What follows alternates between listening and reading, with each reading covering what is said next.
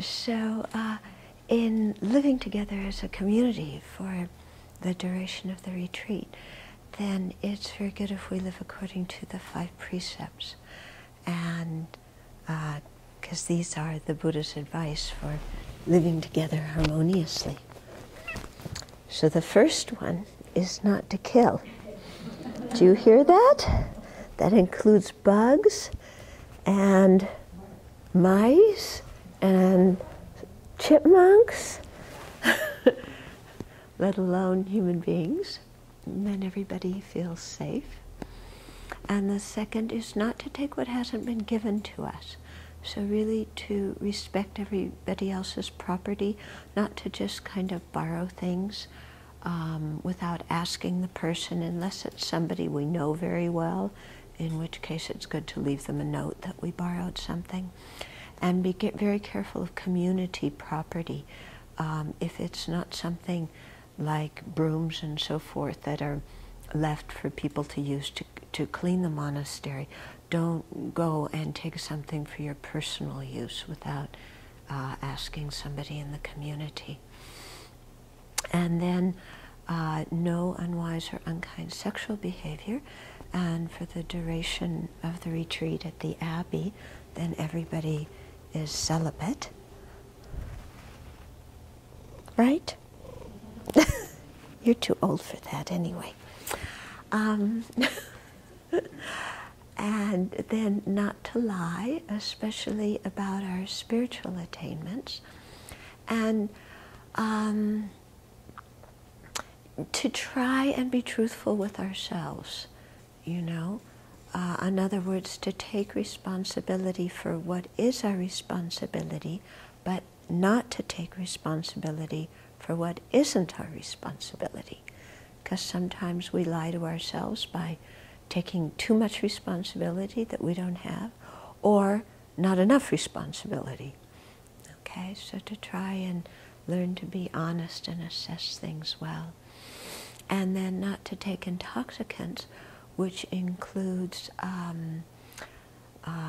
recreational drugs or abusing prescription medicine. But whatever prescription meds that you have from a doctor, please continue to take. Okay, and also no tobacco products. We don't drink coffee at the Abbey. Tea is okay. Chocolate is okay.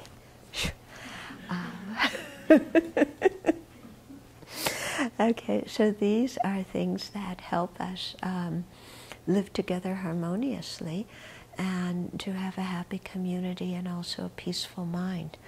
Now, together with that, we have some extra guidelines, and this pertains to the people doing the retreat here, you know, people doing it from afar.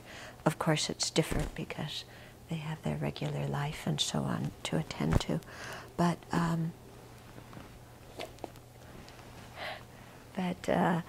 not to, we don't need to wear jewelry or ornaments or perfumes, you know, not trying to attract anybody, or sing, dance, or play music, or hum things, or watch entertainment. This includes kind of entertainment on the internet. You can watch the kitties. It's very entertaining to watch them sleep. It might make you want to read a Dharma book instead, to do something interesting. Okay, so these kinds of things, so that we really create a good container here for our Dharma practice.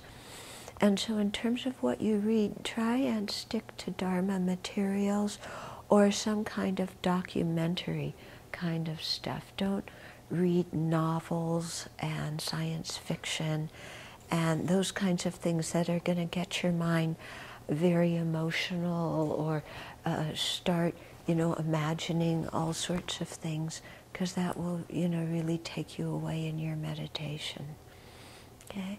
Take long walks. That's something that's quite good for you in the break time.